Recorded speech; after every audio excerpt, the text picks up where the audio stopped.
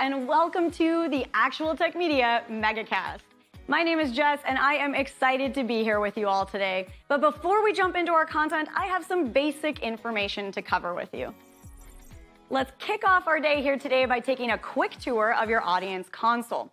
And we're going to start with the questions window. Now, if you haven't already said hi, there is a whole audience of cool humans out there, so reach out and give a wave to the other members of the Actual Tech Media community. Also, keep in mind that if you have any tech issues today, a browser refresh is going to fix just about anything. But if those tech gremlins are clinging on, no problem. Just throw a comment in the question section and our crew will be there to help. We also want this to be an informative webinar for you. So throughout today's MegaCast, we hope you'll get engaged and ask all of your burning questions. Not only will we have team members responding to you over live chat, we will also have a dedicated Q&A session at the end of our presentations. And if we do not get to your question during the webinar, don't worry, because the awesome experts that we have here with us today will be following up with you after we wrap. All right, next up on our tour, there are going to be lots of cool aha moments in the MegaCast today, and if you want to share those with your community, we've made it nice and easy for you. You can use the Twitter button right there in your audience console, and the hashtag for today's MegaCast will automatically get added to your post. And our last stop on this guided tour, be sure to check out the Handouts tab for some resources and takeaways from our speakers here today. We have an info pack collection of solution briefs, white papers, data sheets, free trials, ebooks, upcoming webinars, and more. So many great resources, so be sure to go explore. And if that wasn't enough fun, we also have some exciting prizes we will be giving away throughout the MegaCast today. I'm going to tell you a little bit more about those later on, but a few quick reminders for you all. You do need to be in attendance here live at the webinar in order to qualify to win a prize, and we will follow up with all winners after we wrap the MegaCast today. Now, all winners must submit an IRS Form W-9 to Actual Tech Media, and all winners must meet the Actual Tech Media prize terms and conditions. Now, hey, if you're not sure what those are, no problem. You can find the full T's and C's in that Handouts tab. Again, just click into the Handouts section, scroll down to the bottom, and you'll find the full T's and C's waiting for you there. Now, the absolute most important thing to remember here today is that we love getting all your insightful questions during these live webinars. In fact, we love it so much that we have a special additional prize for all you inquisitive folks out there. In today's MegaCast, we will be giving away a prize for the best question asked in each of our sessions. Now, the expert speakers and teams will review all the questions asked after the webinar, which means that even if your question does not get read out in a live session, there is still a chance to win. If you are a lucky winner here today and would like to donate the value of your prize, we have several wonderful organizations that we partner with. So let us know when we follow up about winning, and we will get that rolling for you. Again, we are so happy to have you all here with us live at the MegaCast today, and we want to keep that good feeling going. So let's connect on social. Reach out and connect with Actual Tech Media on Twitter and LinkedIn. We have lots of great content, and we always want to hear from you. Now, if you're looking for more awesome content right away after we wrap, you want to jump right in, make sure that you subscribe to the Actual Tech Media channel on YouTube. Another fun way to win a prize and to grow this awesome community is to refer an industry friend or coworker to the Actual Tech Media webinar series. Now, you're going to find a link to do that right there in that Handouts tab, and you will also be automatically redirected after we wrap today. Now, both you and your coworker, your friend, could win a prize, and we actually hold those drawings every month. So be sure you refer somebody awesome before you head out today. It could quite literally be a win-win situation. Next, we have a cool opportunity for the decision makers out there to get connected with new and emerging tech and innovative vendors. Here's how it works. All you need to do is click on the link in your Handouts tab and fill out the application. Then the Actual Tech crew will match you with some vendors that we think you should be chatting with based on your needs. There will also be fun opportunities that you can choose to join in, like surveys or test running new solutions, extended demos, and so on. You'll get some chances to win extra prizes, you'll chat with great people, and you will learn about the hottest new trends in tech. So be sure to apply, or hey, send that link to a decision maker in your team. Now, I want to take a quick minute here to remind you about one of my favorite resources, and that is ransomware.org. You can find everything you need to know about ransomware, how to prepare, how to prevent and recover. The site is jam-packed with information, helpful tips, checklists, strategic approaches, case studies, everything you need in one place. So wherever you are in your ransomware preparedness journey, there is something for you at ransomware.org. So go check it out and start exploring. All right, I have one more exciting resource I have to tell you about today, and that is the Gorilla Guide Book Club. It's going to give you access to free enterprise IT books authored by top industry experts, so you can stay up to date on trending enterprise technology. And yes, these books are going to work on your Kindle, your mobile device, and they are completely free, super easy. You can download these awesome resources at gorilla.guide, and there's a link for you in the handouts tab as well. Okay, well, we've covered a lot of important things already, and I don't know about you all, but I am excited to dive in. So let's get rolling. Alrighty, hello and welcome everybody. I hope you're ready because we are about to dive into today's topic, architecting the enterprise for hybrid work, remote offices, and cloud data. I'm excited to open up this conversation today as planning ahead, strategizing, architecting, and building for the future is something that revs me up and gets my creative juices flowing. Not only that, but with so much change in our workforces over the past couple of years, it is high time to ensure we have a strategy in place for the coming months, years, and decades ahead. As organizations adapt to hybrid work models and distributed teams, IT infrastructures must evolve to support seamless collaboration, remote offices, and secure cloud-based data management. Today on the MegaCast, we will focus on designing enterprise architectures that facilitate flexible work environments while maintaining performance, security, and compliance. You'll also learn how to optimize network connectivity, secure data flows between remote and cloud environments, and ensure consistent user experiences across various locations. Of course, you'll leave armed with the strategies necessary to build resilient systems that enable hybrid work and future growth. Luckily, the awesome teams at Zscaler and Veeam have sent some of their top experts to help us navigate this conversation, and it's going to be a great day, and I can't wait to get started. So why don't we dive on in? Now, we have talked a little bit about how you can get in touch on social, questions and resources. What I want to mention is that if you haven't already, the questions and handouts tab is something you're definitely going to want to visit. In the handouts tab, you can see from Zscaler and Veeam some awesome resources, as well as our prize terms and conditions if you have any questions about that.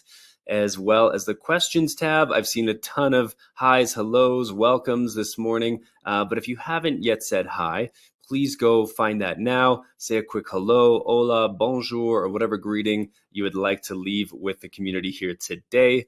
And that is a great way to get some energy flowing around and get everything started this morning. Now, this is also the perfect place to let us know if you have any tech issues, so you can mention those in there, as well as any questions for our presenters. We will have live Q&A with both of our presenting teams, and that is one of the best things about these webinars is that you can take advantage of picking their brains and getting some information. Now, I do want to formally introduce myself. My name is Mackenzie Puddesy. I'm one of the moderators here at Actual Tech Media, and I've got my fellow moderators here on live chat, Jess Steinbach, Scott Becker, and Keith Ward. So welcome from the Mod Squad, as we like to call ourselves. Now, in terms of prizes today, we've got some excellent prizes in the queue, so hopefully you're feeling lucky.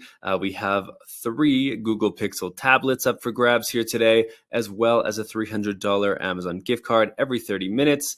And in addition to that, there's a $50 Best Question gift card for each session. So as I mentioned before, we love your questions. This is one of the best things about these live webinars is you can pick the brains of industry experts. So definitely keep those questions coming on in over the course of the presentations, and we'll try to address as many of those as possible.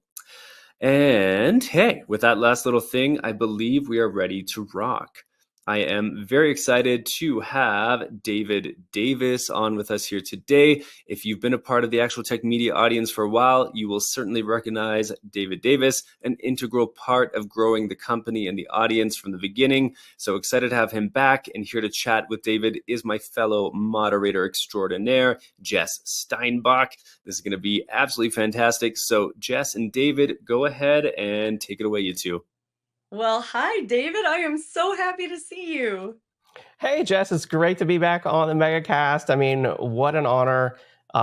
Great to see you as well. It's so exciting to see all these familiar names out there in the audience. Just a real pleasure to be back on the MegaCast. I'm so happy to see that the MegaCast and EcoCast and the Summit are just still rocking and rolling with so many innovative companies and awesome educational content. So Right? thanks for having me. Yes, I love this, bringing cool conversations together. And David, it is always my favorite way to start any conversation is with you. And I haven't gotten to do that in so long. So I'm thrilled. I'm on cloud nine. And not only that, not only do I get to talk to you today, but we're talking about some really cool stuff. We're talking about architecting. I love this. I feel like it brings in all kinds of different elements and considerations. And I know that you have a lot to talk to us about this subject. So let's start out with that. Let's start with architecting. This is one of our Okay. key ideas of our conversation today. What do we actually need to know about that keyword? Yeah, absolutely. I mean, I've got my Actual Tech Media shirt on. I should point out, just before we get started, I'm prepared to talk about architecting. And so, first off, when I start thinking about architecting, it made me wonder: does anyone really have time to architect anymore? And I know it depends a lot on the size of the company. Of course, there's very large enterprises that maybe have teams of architects, and that's awesome, if you do. But there's so many kind of mid-size and small companies out there that probably don't have anyone just dedicated to architecture for their IT infrastructure. And so maybe they have paid a consultant, here and there. Maybe they're kind of, the architect slash security guru slash data protection manager slash, administrator. So it could be a small group of people. It could be just, one guy at a very small company. But I encourage everyone out there to, take some time to think about architecture. And I was going to tell you to do it right now, but you don't want to miss the MegaCast. Don't do it right now. Set a time on your calendar, maybe a little bit later today or tomorrow, to get together whoever's responsible for architecture at your company and think about what you're about to learn, not only on this keynote, but also on all the subsequent presentations that you're going to see here on today's MegaCast, because I think it's a really important topic, and it's so easy to get caught in just the firefighting mode, every day putting out the fires, whatever pops up, and not really plan, for the future, because architecture really is just planning, planning for your, the architecture of your IT infrastructure, and doing that with hopefully some wisdom in mind, and also some intelligence that maybe you have, or maybe, like we talked about, we bring in a consultant who's done this at a lot of other companies. So I think architecture and security, they kind of go hand in hand, and sometimes it's kind of hard to justify financially getting that sort of expertise or taking time to properly architect and secure your infrastructure. But it's just so important.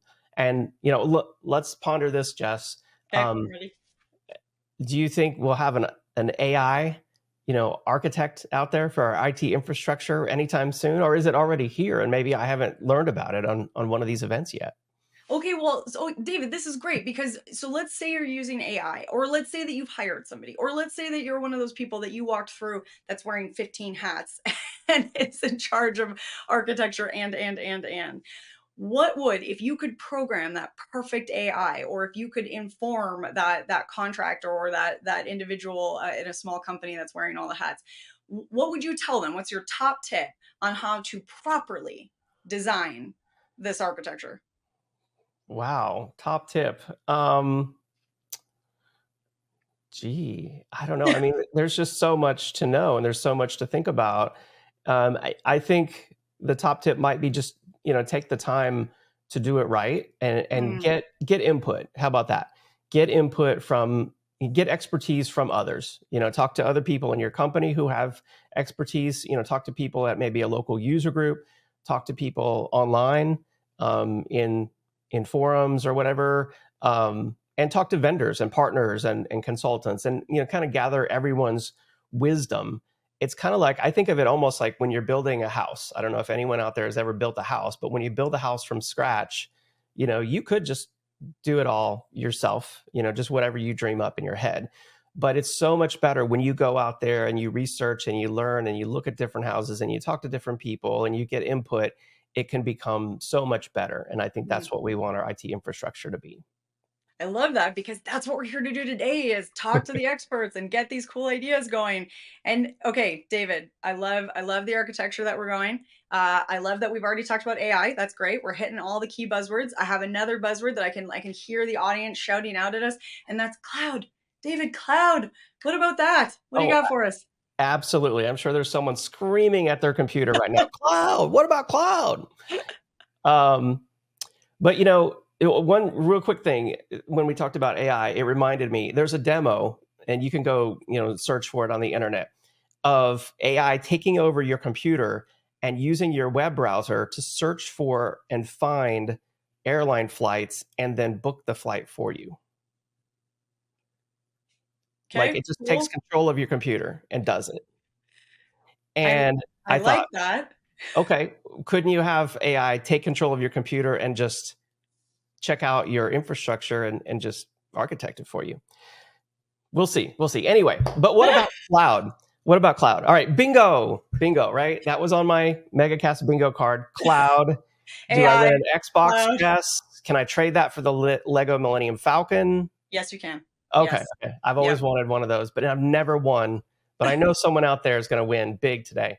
But seriously, when it comes to hybrid cloud and remote work, I think cloud is just a really critical piece of this Mhm. whole puzzle. You need to make sure that you leverage cloud because it can make it just so much easier. But you can't put 100% of your faith and trust, in the cloud, just like you shouldn't put 100% faith and trust in your on-premises IT infrastructure. You've got to make sure that it's secure, do your due diligence, and protect that data. Just because it's in the cloud doesn't mean that it's safe. And I know this is something that Ricatron from Veeam is going to be talking about later on the event today as well. So make sure you get that data out of the cloud, bring it on premises, put it in another cloud, do something to protect that data. And then I also want to bring up another bingo card buzzword, zero trust. And someone out there might be rolling their eyes. Okay, no, it's serious. You really need to look at zero trust. Because the great thing about zero trust, especially when it comes to remote work, is you don't know exactly who these people are maybe accessing your network. You need to assume that they're malicious attackers and then make themselves prove that they are who they say they are and prove that they should have access to your company's critical data and just the data and just the applications that they really need to do their job, kind of back to that principle of least privilege concept. And if you I know we have Zscaler coming up here in a minute. If you just Google Zscaler and zero trust, I did that. And there's a whole bunch of great info on Zscaler's zero trust solution. And speaking of that, that reminded me on November 13th, I know we have coming up this summit on evolving each layer of your security program. And that reminds me to remind everyone out there, you want your security when it comes to your security architecture to not be like the egg with the hard outer shell and the soft gooey center. You don't want it even to be like the jawbreaker, where once people crunch through it, they're inside. You want it to have layers. You want it to be like the onion or the castle defense system, and I think that's going to be a great event. Of course, we've got a lot of great solutions on here as well today when it comes to security. So I know we're running out of time, Jess. I could listen to you. I want to talk about peeling layers. I want to dig into. I want to talk more about this AI that's going to book all my vacations for me, as well Yeah. as architect everything that I need in my organization. This is fantastic. But you're right, David. We are running low on time. We do need to hand things back to the MegaCast. But before we go, because I miss you and I haven't gotten to talk to you in forever, I got to know what you're up to lately. What are you doing these days? Yeah, absolutely. I've just been working on my video training courses around VMware and cloud computing. And I've been learning a lot about AI. There's some really fascinating stuff. It's an amazing time, to be in the world of technology. And I'm planning some courses maybe here soon on AI. So, just stay up to date on what I'm doing. I'm over on Twitter, David M. Davis, or on LinkedIn. And I can't wait to learn from, we've got Brendan coming up, my friend Ricatron, and a whole awesome crew. So this is going to be a great event. Thank you so much, Jess, for having me on. Thanks, David. It's been so much fun talking to you, and we'll hand things off to the MegaCast. All right. Excellent. David, so great to have you back. Jess, thank you for that. And I love the call outs. David, he's got friends here at Zscaler, Rickatron over at Veeam. This is great. So excited to see the synergy within the tech sphere and everyone here present. So now, that said, I do have a poll up. So if you haven't already noticed that, basically we're just asking, what is your time frame for adding new or updating existing IT solutions at your company? Is this something you're on here today looking for some immediate answers on how you can do some architecting and make some changes within the next 6 months? Is this more of a kind of 6 to 12 month project you're forecasting here? Is this more of a 1 to 2 year kind of site what am I saying? Vision into the future? Or finally, is this something you're just not sure? You're still thinking, learning, figuring out what is new, what's going to be happening. And then once you've got a little more information, you are going to take that information and make some moves in action. So whatever your answer be, it's a great one. So thanks for answering that poll. I'm going to leave that up for maybe 10 more seconds. And then I'm going to have our first speaker out here with us. All right. Again, leaving that up for just 2 or 3 more seconds. And with that, let's get the show on the road. As mentioned, we have got Brendan McCarrick, who is here from Zscaler with us. He's the Senior Product Marketing Manager. And well, I'm quite excited because I am going to be joining Brendan over on camera to go over some of the new things Zscaler has been up to, including a demo. And then we're going to save a little bit of time for questions at the end. So keep those questions coming in. Again, thoughtful, insightful, best question can also win a $50 gift card. So not only do you get to pick an expert brain here with me today, but you also might be rewarded for your curiosity. It's a win-win. I love it. And with that, I'm going to jump on camera and let's kick things off, Brendan. Well, Brendan, it is so great to have you here, and I appreciate you letting me kind of pick your brain today. Yeah, absolutely, Mackenzie. Thanks for having me on here.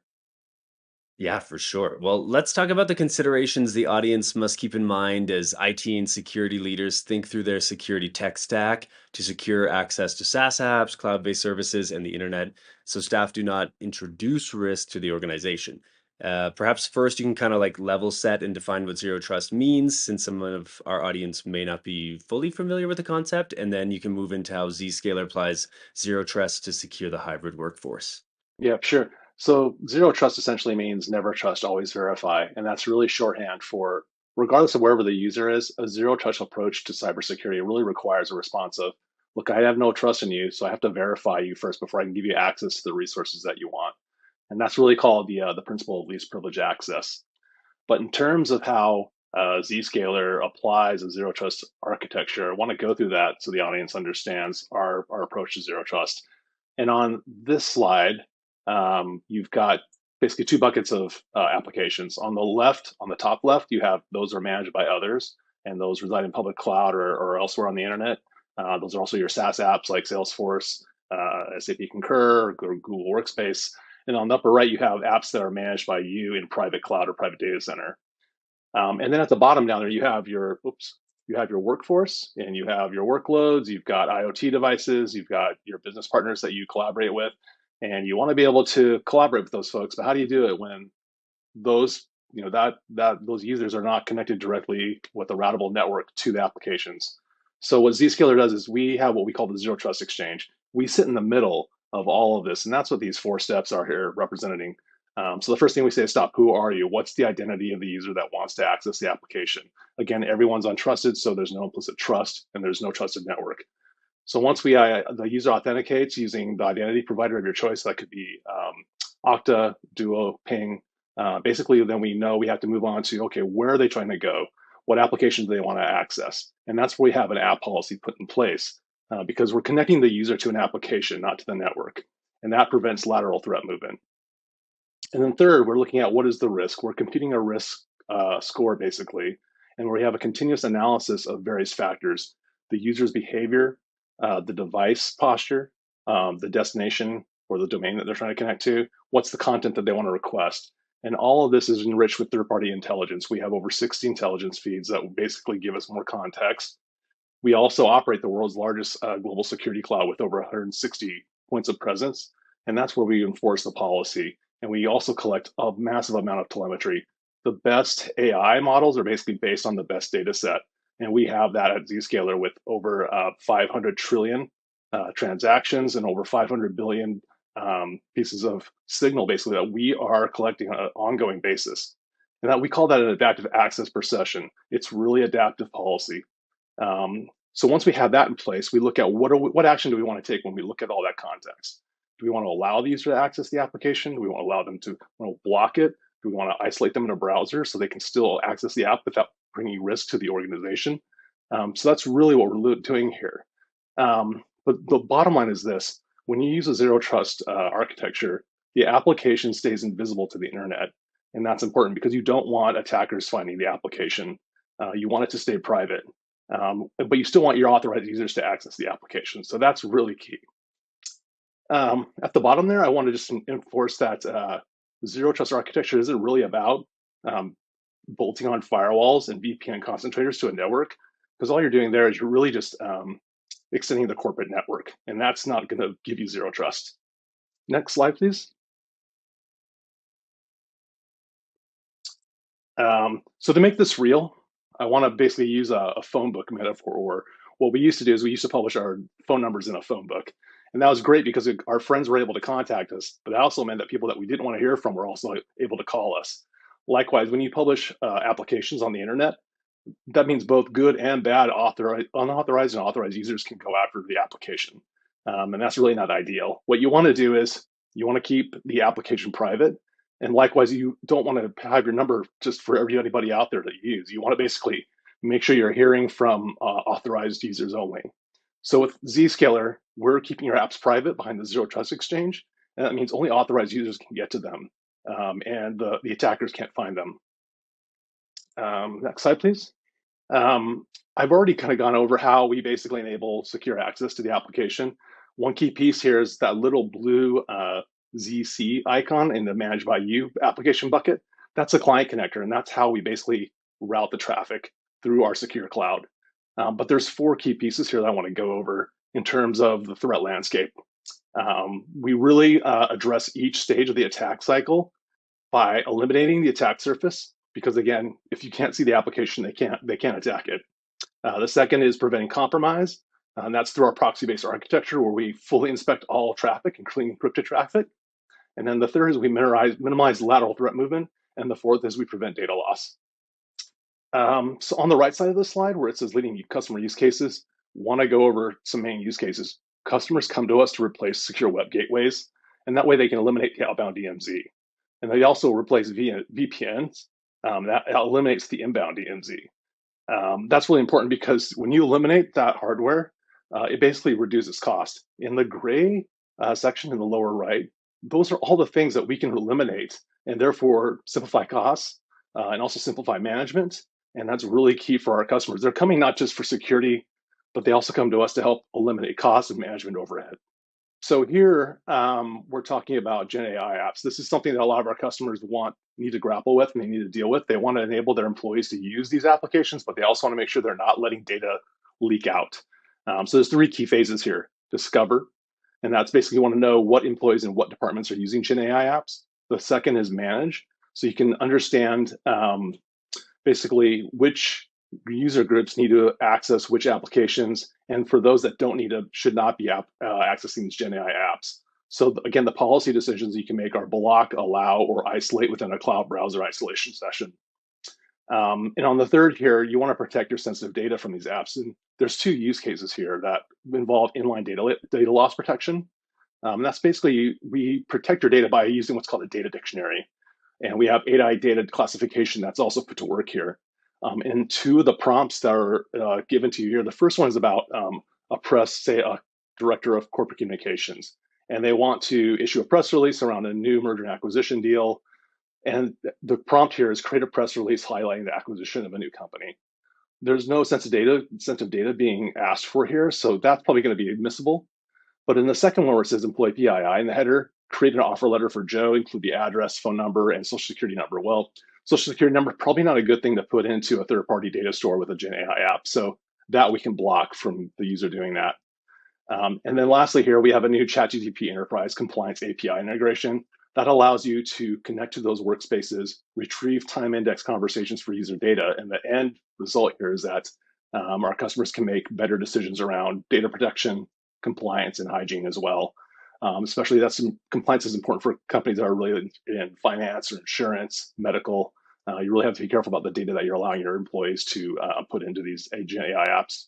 So I mentioned browser isolation, and that's really key for securing BYOD devices. So you may have employees using their own mobile devices, you have third-party contractors using laptops, and that's a challenge because BYOD devices by nature are not managed, meaning they don't have security software installed on them, but those devices still need to access sensitive data.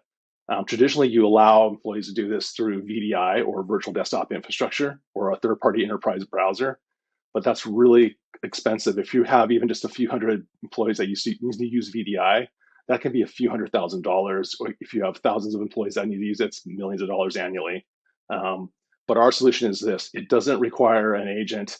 It doesn't require any special software. What we do is we render the website that the user wants to access in a Chromium browser within the Zscaler Trust Exchange.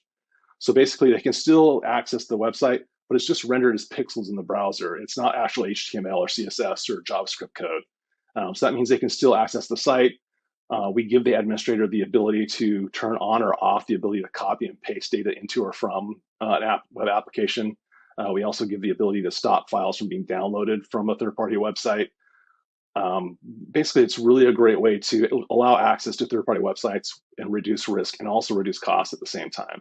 So to wrap up here, what sets Zscaler Threat Protection apart? There's 4 key takeaways here.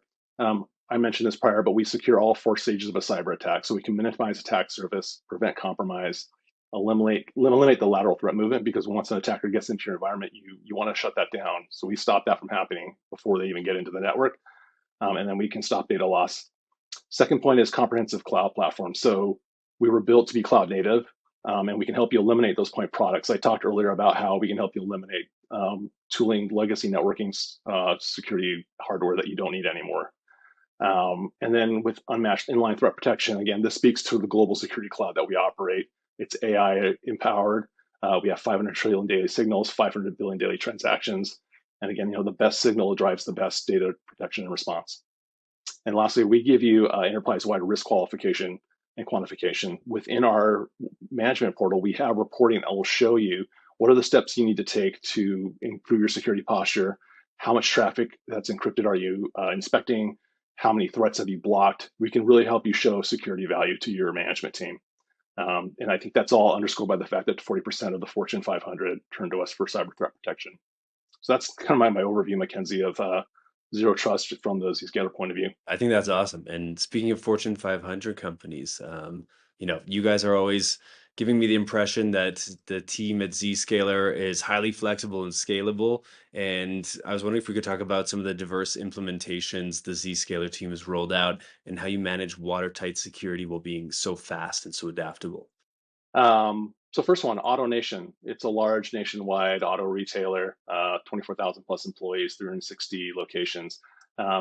Their challenge mainly was they wanted to improve security for users accessing the internet, and they also wanted to enable the use of Office 365. So from day one, we were able to give them the visibility into the internet traffic that they needed to get that cyber protection in place. We got them to slash their administrative costs by eliminating hardware they didn't need anymore. And really shrank their technology footprint for their retail locations, which means improved, less management overhead. But what's interesting about AutoNation is that we helped them through our firewall help block peer-to-peer traffic that was taking upwards of 500 gigabytes of traffic monthly. So that's a lot of bandwidth that they were paying for that they shouldn't have been.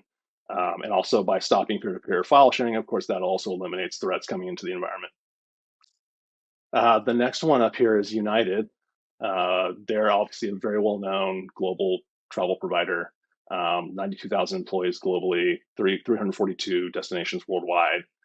Their main challenge that we need to help them with is protecting their company's infrastructure for technology and also securing the entire ecosystem, including their people and their physical assets. And we did this in phases for them. So the first phase was around securing the employees, wherever they were, remote offices, airports, et cetera. And then the second phase was about phasing out on-premise VPNs and internet gateways. And an also interesting aspect here was they acquired Continental Airlines, And that's in that M&A scenario, they wanted to eliminate disparate overlapping systems and really standardize security worldwide for all their employees. So that was really a great outcome for them. I think what's good about moving on to Unilever, for those of you who are not familiar with them, I'm sure you have products in your bathroom probably from them. They are a large global consumer goods product service company.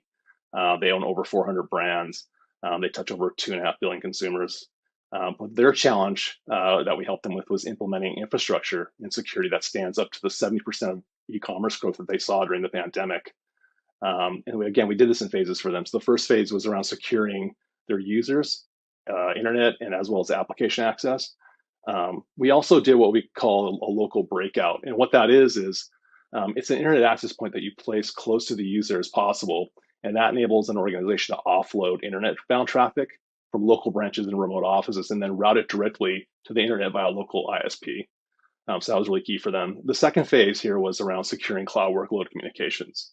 So really getting that zero trust connectivity in place was a great way to simplify and secure their application access. And there were some really key outcomes. So the first was around securing those connections for 100,000 employees and making the internet basically their corporate network.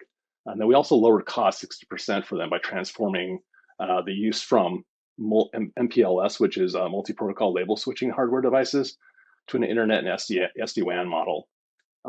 And really, we were able to help them increase sustainability through improved data analytics and insights. So those are just a couple of examples. We work with customers across verticals, different sizes of organizations, but hopefully that communicates the technical security that we're able to provide as well as cost savings. That's incredible. I'm such a fan of hearing these case studies and real world examples because it really puts things in context for the audience and just, how could this work for me? How could this work for my organization? And so I'm wondering, can we take things a little bit further and also see Zscaler in action today? So Mackenzie, what I'm showing you here is Zscaler Internet Access. This is the means by which we enable our customers to offer secure internet and SaaS application access to their employee bases. So there's three things I want to go over: SSL inspection policy, cloud app control, and then also advanced threat protection. So those are three key ways to really help protect the hybrid workforce. The first thing for SSL inspection to keep in mind is that 95% of the global internet traffic, according to Google, which looks at all the traffic traversing their servers around the globe, is encrypted. And additionally, Threat Labs, which is Zscaler's internal threat research team, they put out an annual report about encrypted attacks. And in their most recent report, they said that 86% of all threats are delivered through encrypted channels. So what that means is if you are concerned about security for your organization, you must get that visibility in encrypted traffic. So what I'm going to do here is I'm going to set up a new policy that's basically going to inspect all the incoming traffic for threats. So I'm just going to give it a name. And basically what I want to do, and all these options here, we give you all these granular options that you can basically get more granular in terms of the URL categories you can apply the encryption inspection to, or certain cloud apps. But I'm going to keep this really simple right now, and I'm going to go down to the action section. Now, what I'm basically specifying here is I want to inspect all traffic, and I'm going to leave these default settings here. But I also want to make sure that I'm inspecting using the latest TLS encryption certificate version. So I'm going to change these to TLS 1.3 for the minimum client, and then also TLS 1.3 for the server. And I'm going to save this. Now, one thing some of the audience might be wondering, well, what if there's traffic I don't want to inspect because I'm in the medical or insurance or some financial vertical that there's certain information that for compliance reasons I don't want to inspect. We can do what's called a bypass, and you can basically select traffic from specific destinations that you don't want to inspect. But right here, the new rule that I just set up is here, the third rule, and we evaluate the rules in the order that they're set up. There are some default rules that Zscaler puts in place that we recommend as best practice. That's what these other three rules are. But the one that I just inspected, just put in place is here, the third rule for SSL, inspect all traffic. And these are the criteria, the actions that it'll take. It'll block if it doesn't have a good certificate and other criteria are not met. Otherwise, it's going to inspect the traffic. The next area I want to show you is cloud app control. And I'm going to put this within the context of Gen AI applications that I talked about earlier. So what I want to do here is I want to basically block access to ChatGPT and other open AI applications. I'm going to create a new rule, and I'm going to select AI and ML applications.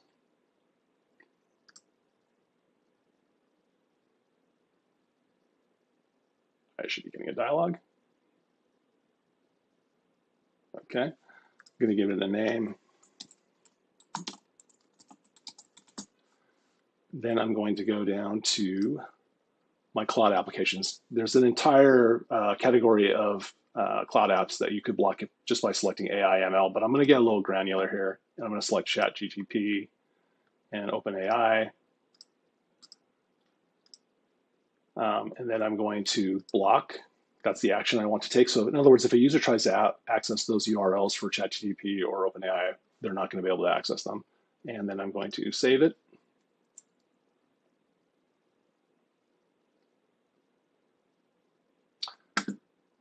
And the new rule will be, so here we go. It's the very first rule that I just added under the rule order. So again, we evaluate the rules in order. My new rule shows at the top as one of the rules that I'll go through. I'm blocking Gen AI apps. I specified which Gen AI apps I want to block, and that's going to be in place. So whenever employees try to go access those specific URLs for those applications, they're not going to be able to do that. They'll get a warning in the browser saying you're violating policy for your organization.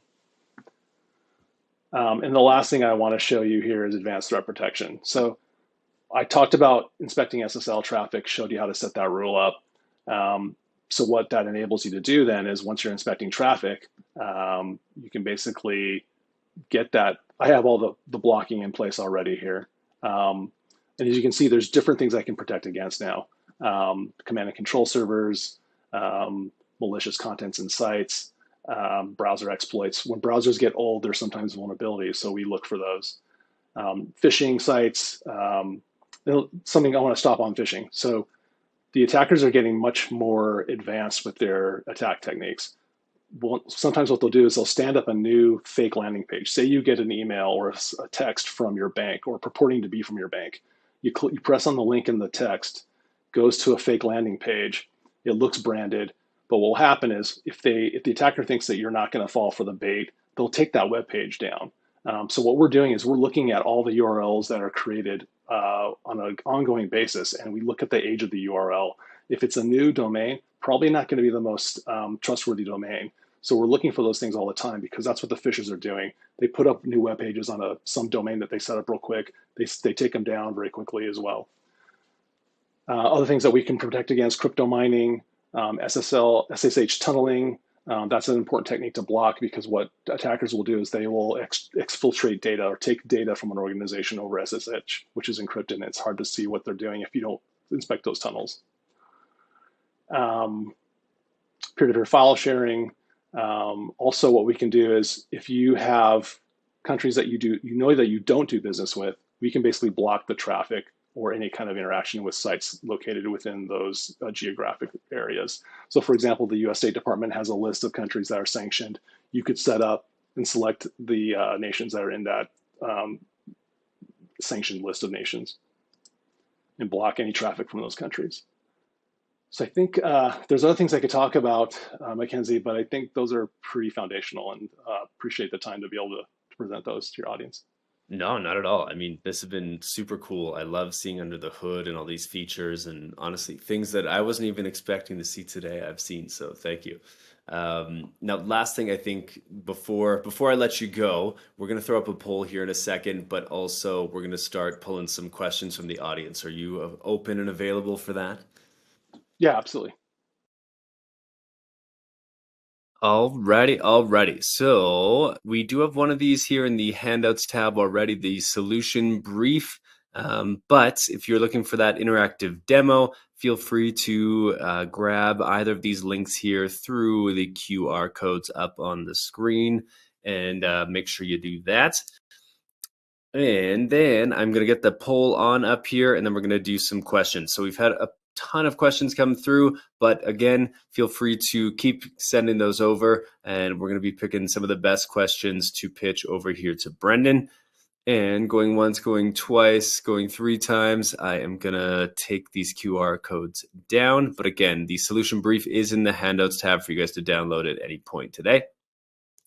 Now, first poll here is, how are you currently securing access to SaaS and cloud-based resources? So we're curious, is this through a VPN or virtual private networking? Is this a secure web gateway, browser isolation?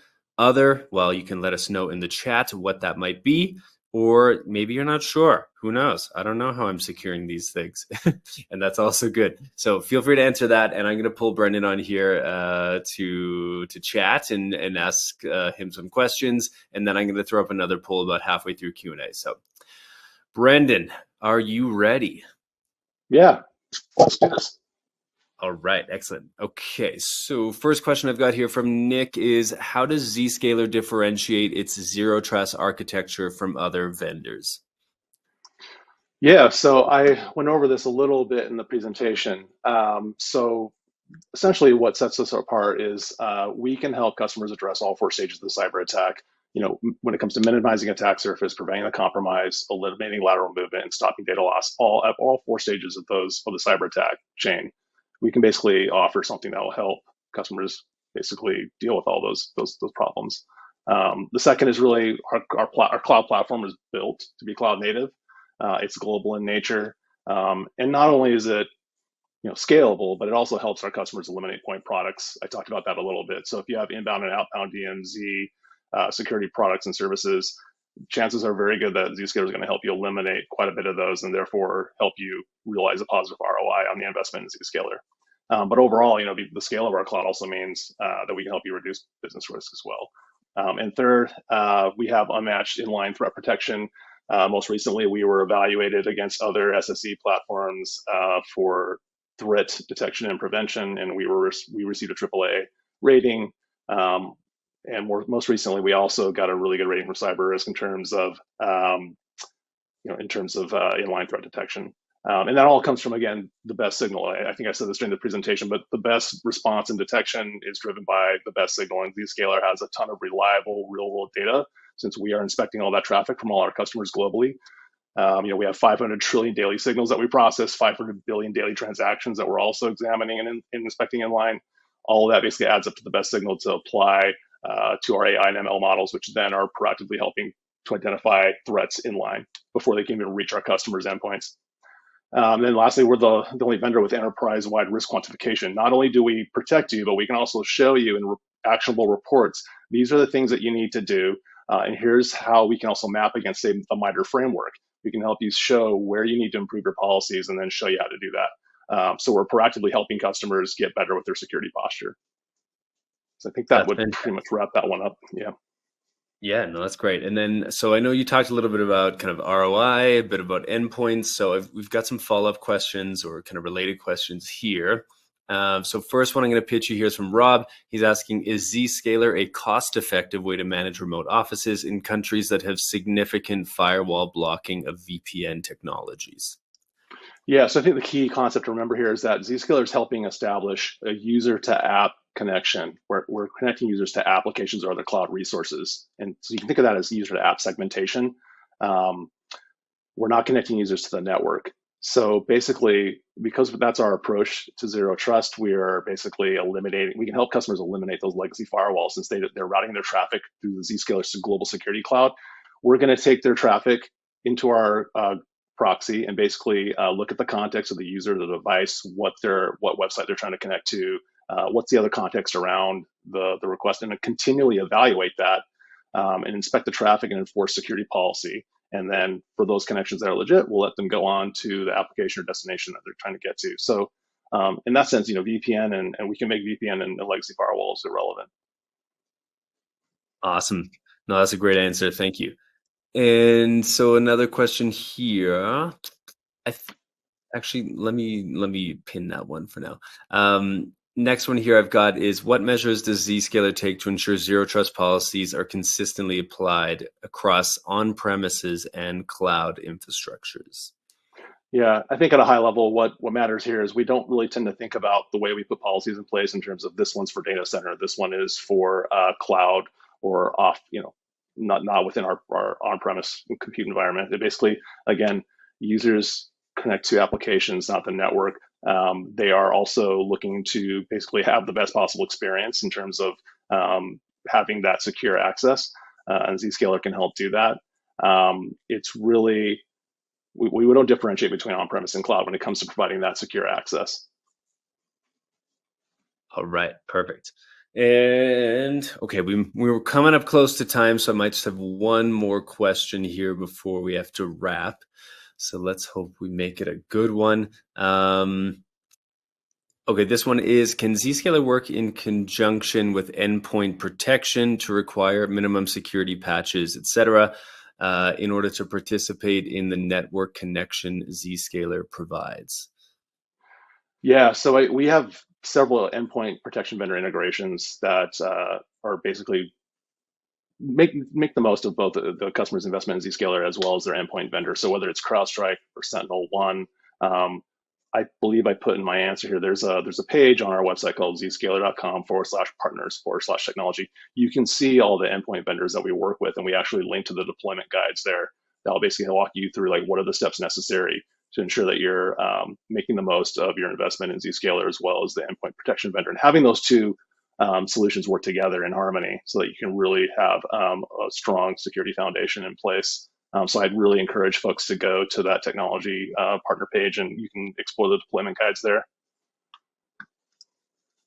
That is great. Awesome. I'm going to shoot that in the chat in just a sec. I just need to find that link and then I'll shoot it in there. But any kind of final call to action, or in terms of, if someone's curious to start a demo, get started, find out a little bit more, see if this works for them, what would you suggest to the audience today?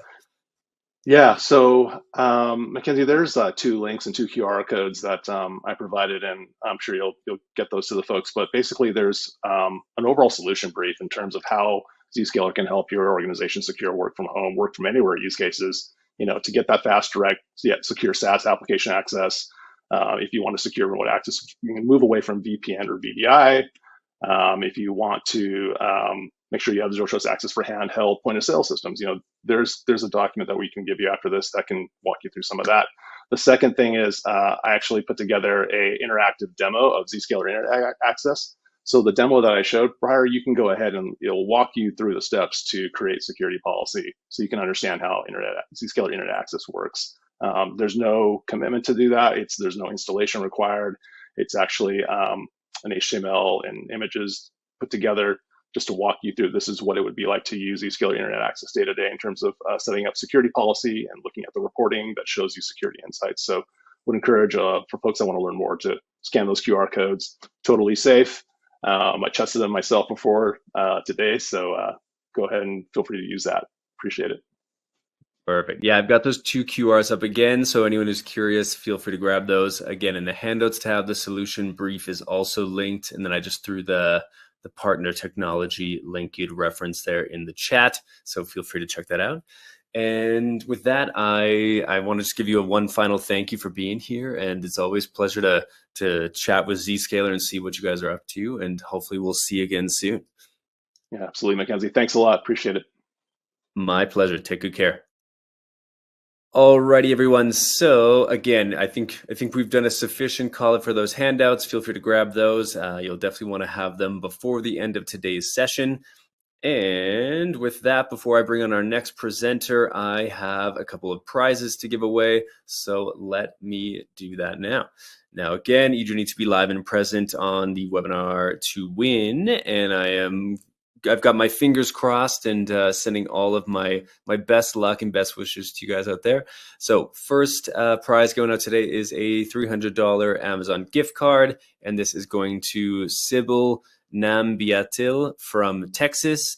And then the first of 3 Google Pixel tablets is going out to Craig Derishweiler from Oklahoma. So huge congrats to you both. And as always, we'll be in touch about claiming your prize after the webinar. And again, do not forget, there's still 2 more chances to get a Google Pixel tablet, another $300 Amazon gift card, as well as those $50 best question gift cards from each session. So keep those questions coming in.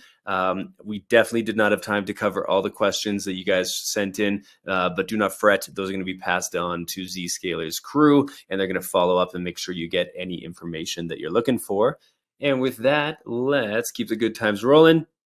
Next up, we have the crew from Veeam, as mentioned by David Davis in the keynote.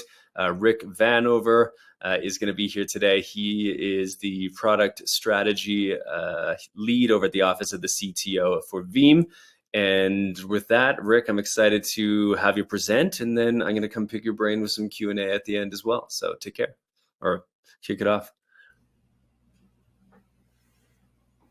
Okay, thank you, Actual Tech Media team. I am Rick Vanover, the Rickatron, and I am going to be your presenter today for our session of Architecting the Enterprise for Hybrid Work, Remote Offices, and Cloud Data. That's a lot of stuff, so let's get into it.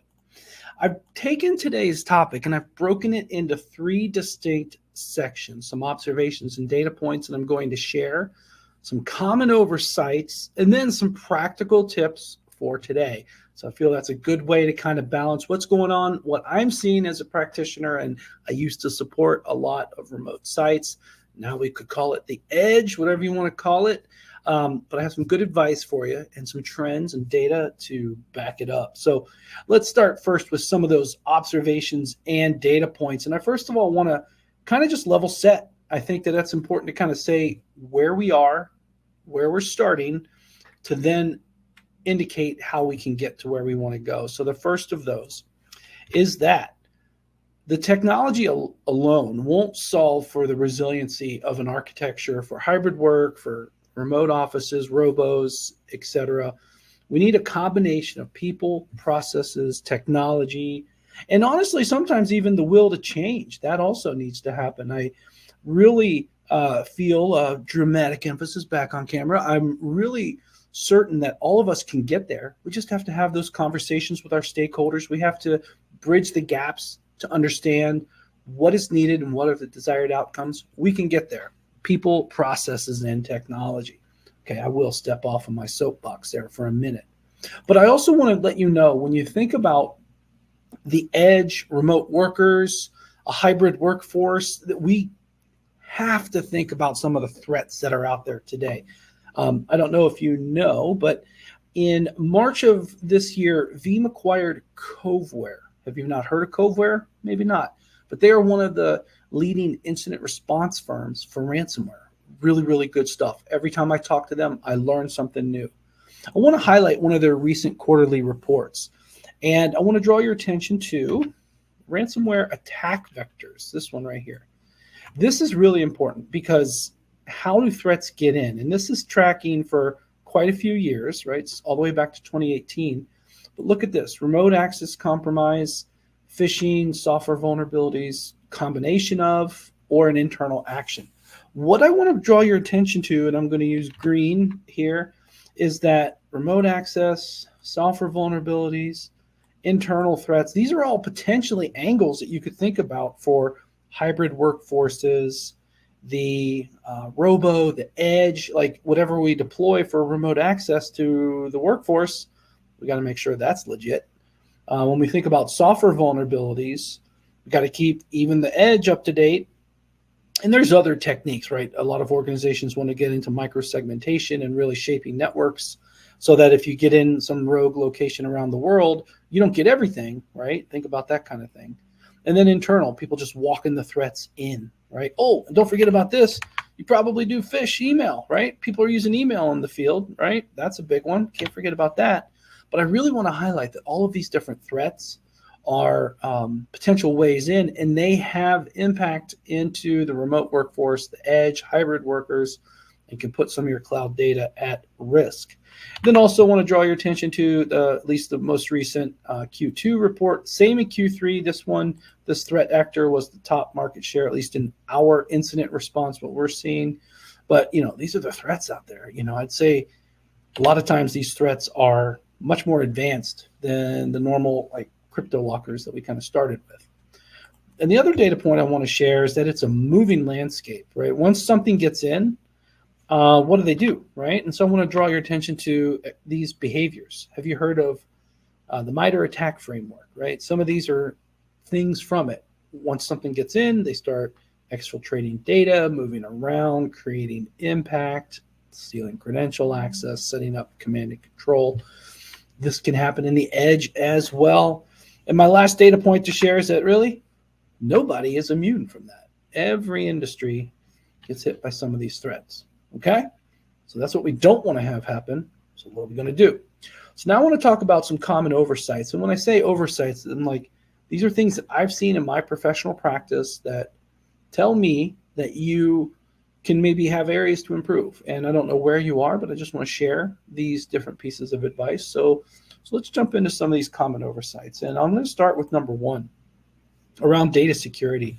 I think that even in the robo and the edge, I really want to encourage organizations to think about standardization, because a lack of ultra resilient, practices in the robo and edge locations. I don't know if we need to take this all the way down to the remote worker and the endpoint, but if you have a remote office with any data, that matters. We need to almost treat it just in the same manner as the HQ or as a central repo of data. So the good news is it's easier than ever to do. I think cloud data entertains a very possible way that you can do that. I also want to draw your attention to things like immutability. That's an absolute kind of table stake when it comes to data security today. If you don't know what immutability is, please reach out to me directly. I've got some cool stuff. I'll even give you some free stuff if you want to get into an immutable copy of your backup data. But I think it's really important that organizations take a standard approach to the edge, robo locations for this data and design very resilient ways to protect that data. And here's a little pro tip. I've talked to a lot of organizations who have edge locations that pilot designs for the data center. Okay, ooh, look at that. You can try it with some production data. So if you're thinking about a refresh or a new design standard, you can actually pilot some of that stuff in the edge. Look at that, free tips on actual tech media webinars. All right, my number two piece of advice is if you do that, we have to also make sure that we manage those keys and things like that. So the TL to the DR here is that consistency in the edge is important. Now, I could also remind you to think about this in your core data center. When I talk to a lot of people that are protecting data in the edge or in the data center, one of their biggest oversights is not having everything they need to do an absolute recovery. Okay, and then what do I mean by absolute recovery? Well, what I mean by that is imagine you have to recover everything and you have nothing to start with. You have your data in the cloud. What do you do from there? Well, the best practice here is that you start with everything you need, which would be things like, oh, it's too big, passwords, encryption passwords, bucket keys, all of those types of things, this stuff. I highly recommend that you put this stuff into something like your enterprise password manager. A lot of times people are really good about service accounts, great. But what about these other things that can drive absolute recovery? Make sure you put those into the same spot as well. And I want to highlight, why is this important? Because we have market research here at Veeam with the Data Protection Trends Report that tells us that sometimes organizations have to wait 2 hours before they even get started. And then some of them even taking 10%, taking a day or more. Whoa, that's a long time. Why? What's the password? Where are the buckets? Where do I put it? Who's in charge? Those types of things can really, really slow down a recovery, whether it's cyber incident or it's something more bespoke like fire, flood, and blood, equipment failure, those types of things. You got to prepare either way. Speaking of, leads to my number three tip, lack of preparation. Now, this is right out of the cybersecurity incident response world, but Bill Siegel, who is the CEO of Coveware by Veeam, which is this in-house incident response firm that we have with a fantastic data pipeline of threats, and also the Coveware team has very good expertise in a lot of the different threats that are out there. So when they write those reports of who are the top threat actors that our in-house incident response firm are dealing with, they have experience with this. They've negotiated, they've settled, they've gotten data back. They have even tools to decrypt some of the data even without decryption keys. All that being said, what I want to tell you, for the robo, for the edge, preparation, here's the quote. I can tell in the first 15 minutes of a conversation how well or how poorly an incident response is going to progress just based on how prepared an organization presents themselves during the initial phone call. That's really, really powerful and really telling. But what I want to highlight about that is when you think about the robo and the edge, I really want to encourage you to think about it in the same way. You probably have very standardized ways to deploy a new retail location, a new remote office, and it's weird nowadays. Not everybody comes into an office. I go into an office. I would never do all this to my home. But the thought here is that when you have all of these different types of models, it's really consistent to deploy and to stand up a site. But when you think about absolute recovery and getting out of problems, these are 3 tips I want to share with you to quickly think about how you can standardize and give that level of resiliency to the remote sites. All right, that being said, I did go back on the soapbox. I didn't plan on that, but I might do it again. So let me give you some practical tips for today, really broken across all of these different types of groups, whether it's the edge, the remote workforce, and just the whole robo strategy and remote work, hybrid work, cloud data strategy, because it's very different than 4 or 5 years ago. In fact, I remember very distinctly, it was hard. I go into the office every day. I'm the minority, but I have a system. I travel a lot. And that's also a use case too, because I think in the end, whether I'm here or I'm in, on work travel, my consistency, my profile, my security really is the same through all of that. So here's some of my tips. Let's break it down. First set of tips for the robo. I really think that you want to think about data proximity. Now, this is super important when you think about protecting and recovering data at an edge location. So I have done a lot of work with robos. I've done everything from keeping them small and light. When you think about the equipment footprint, that's very important too. But when you think about what they need to run or what they need from a protection standpoint, what they need from a distribution standpoint, you want to get into something that's efficient there. Simple example, I'm a backup guy, not going to lie. But basically, I like to ensure that when backups are done, the first copy stays on the robo site and the second copy goes off-site, whether that's the cloud or central HQ. That's up to you. That rhymes. We'll do that on actual tech media webinars. But the reality is, by having the proximity data very close, your incremental backups are going to be so fast. But guess what else is fast? Your recoveries, right? So when you're designing things like robo, if you have data you need to protect, make sure the first copy is close and then a second copy is off-site. But that near-line latency, lack of a better word, will help you from a performance standpoint.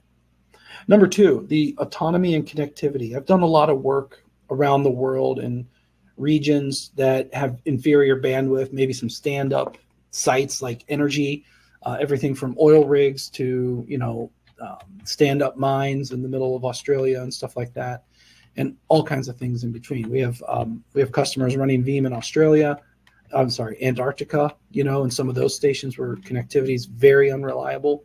So you want to make sure you also design for autonomy. And, you can talk to your network peers about failing over to 5G. That's pretty ubiquitous in a lot of places, but not everywhere. But you want to make sure that what you design can run autonomously, especially if you have things like point of sale and stuff like that.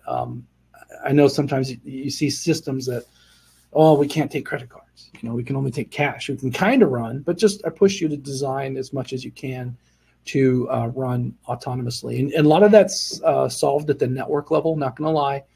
But when it comes to protection, recovery, and things like that, think about any layer you can across the stack to keep a robo autonomous. And then thirdly, site serviceability. BTDT. I've talked to a lot of different people in retail shops and things like that. You don't have much of an IT staff sometimes in the remote locations and the edge locations and retail locations. So you want to design something that's barely more complicated than push the power button and call me if it doesn't work. So think about things like auto start and have hardware level remote control, DRAC, ILO, those types of things. Very, very good things nowadays. Second bucket of practical tips is for the hybrid work environment. Standardizing on services. This is a big one. Microsoft 365, Google Suite, those lead the pack. I feel M365 does a click better, just partly because my experience, I think that really makes it ubiquitous to walk up to any device and everything's ready to go. Really attractive. OneDrive is the new file server, etc. But, standardize on those types of things. But then also, if you're using Microsoft 365, you also want to start protecting that, by the way, because we've seen scenarios where organizations will get a threat actor coming in and impact an endpoint, encrypt or delete OneDrive, and that type of stuff gets propagated to others, and then the threat might exist there. So you really got to think about that as well, protecting that data. Second pillar here that I want to highlight is device independence. And this is where the standardization of services really helps. Like if I walk up to a new standard issue computer, my experience is almost entirely the same. Worst case, got to re-click for dark mode. That's kind of really good for your staff, especially if you think about a lost device, cross-shipping a device, new device, that type of stuff makes it really easy from an endpoint standpoint. Oh, that rhymes. But also just give some thought to really standardizing across. And worst case, VPN profiles, if you are still doing that type of stuff, that might be the other type of customization that users have to do and such. And then also, I really think it's important to think about the stakeholders and the ongoing run state of, what is the service offered to a remote hybrid workforce? Is it different when they do come into the office? I think a lot of orgs now do a lot of certificate Wi-Fi. That's really a good start. I think a lot of orgs separate the guest Wi-Fi, those types of things in their centers. I see a lot of organizations starting to limit how many network cables are out there. I mean, yes, it's in your own room and office, but I don't know what somebody's going to plug into that. So really just think about where you need to be from a connectivity standpoint and the network. It's always the network, right? Give some thought to that kind of stuff. And then my third bucket, pardon the pun, is around cloud data of advice here. From an enterprise architecture standpoint for the remote site, I really want to, never let you forget how important it is to keep encryption keys, buckets, encryption passwords, everything you need to use that data. Not just on a recovery, by the way, but also if you want to do insights to the edge, like why is store 331 generating so much data, those types of things, right? You can take a look at logs and stuff like that and have some insights. But just have everything you need, because that leads to some of the other problems if you don't do that right.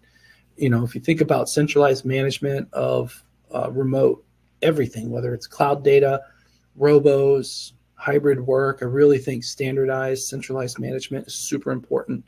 One of the big kind of oversights there is, especially if you're an organization that does a lot of acquisitions, you don't have standardization, at least get to centralized management and then work on like a generation 3 that kind of combines the best of those 2 or 3 different models that you have to standardize. Did I say standardize? And then the third thing I'll highlight, especially for cloud data, is really giving some thought to FinOps and cost models. This is super important, especially if you're thinking about reimagining what an architecture may be. Number one piece of advice, and go into dramatic emphasis mode for this one, is to set a cost model and an architecture model ahead of time, test it, and make sure your expectations are met. Because if you implemented it and your cost model doesn't meet your expectations, guess what? It's too late. So you want to make sure you test that ahead of time so that you don't have any surprises once it's implemented. Big, important thing. And then the other side of the cloud data is to really push to get fixed pricing, or get the best pricing. I like Wasabi. I like hosted, they don't have any egress fees, for example. I like I like the Veeam Data Cloud because they have fixed pricing that's all inclusive, right? Things like that can help you keep your cost model in check. Speaking of which, these are some of the reasons why leaders choose Veeam: layered security, fast, reliable recovery, hybrid and multi-cloud ready. A couple of different quotes there. I'll also go so far as to say we're robo-friendly. One of our biggest deployments was a Australian grocery store with like 3,000 shops or something like that. So it's really, really powerful when you think about Veeam and the robo and the edge endpoints. The laptop I'm talking to you is protected by Veeam, stuff like that and more. Good stuff. All right. And then lastly, the word from your sponsor here about Veeam is that we are purpose built for powering data resilience. We get that done through data backup, data recovery, data freedom, data security, and data intelligence. All right. At this time, let's go take the questions. Thanks for watching, everyone. Alrighty, excellent. What additional information would you like about the Veeam solution? Well, I've got a poll up just asking about that before we get into any Q&A. And again, this is your easy button, the easiest way to figure out or to order, if you will, what you like. So data sheets, white papers, case study, pricing, demos, it's all there. So let Veeam know exactly what you're looking for, and they will follow up after today's webinar and make sure you're getting exactly what you're looking for. That said, also don't hesitate to check out the handouts tab. So we talked about Zscaler's handout there. You want to grab that before we wrap the webinar, but also the Veeam handout there is well worth grabbing. This is an ebook here. It is basically looking at what you can do in terms of mastering hybrid cloud backup costs, security, and management. And it's going to cover key insights and best practices to hybrid cloud backup success. All right, I'm going to leave that up and get into a little Q&A. And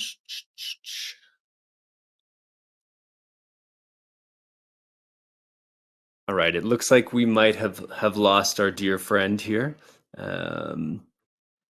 So let me maybe give away some prizes and we'll see if we can do some Q&A with Rick. Otherwise, that might be all she wrote for today. And we are going to have the team follow up with any questions. So I'll let you know. We might have lost Rick for the Q&A though. So that said, let's get into some magic of the question and the prizes. So prizes, we already had one gift card go out. We had one Google Pixel tablet. And so gift card number 2, and again, you do need to be live and present here on the webinar to win, is going out to Sujay Guhe from Texas.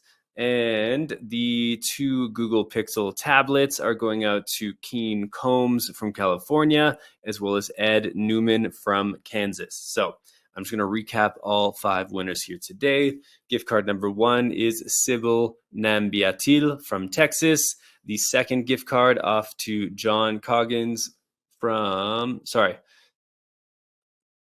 I might have an overlap here. This is not John. Sorry. Sujay Guge from Texas. And then the Google Pixel tablets are going out to Greg Dershweiler from Oklahoma, Keen Combs from California, and Ed Newman from Kansas. As always, we'll be in touch about claiming your prize after today's webinar. And do not forget, there are going to be awesome prizes on all of our webinars coming up. It does look like we won't have live Q&A, so I'm just going to let you know that if you love today's session and you are curious about sponsoring an upcoming event or presenting on our MegaCast, EcoCast, or Summit, well, we would love to hear from you, and you can let us know by emailing at connect@actualtechmedia.com. And with that, on behalf of the Actual Tech Media team, I want to thank our speakers from Zscaler and Veeam for making this MegaCast possible. And a big special thank you to all of you for attending the MegaCast today, for asking some great questions and really bringing up the engagement around this conversation. This has been such a fun conversation and a great way to prepare ourselves for hybrid work and architecting remote offices and cloud data within our organization. So again, big thank you for being here today. I hope you've all gotten some interesting ideas and tips. I hope you feel a bit more informed or equipped to tackle and implement some of these strategies at your organization. And most of all, I hope you had some fun with me and our presenters today.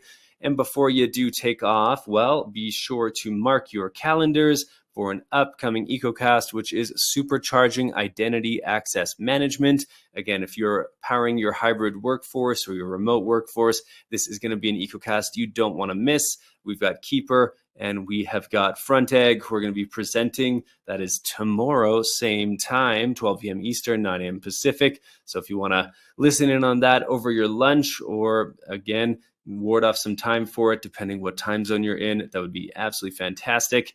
And with that, I'm going to bid you all adieu. Thank you once again for joining today's MegaCast. And until next time, I hope you have an absolutely fantastic rest of your day. Take care, everybody.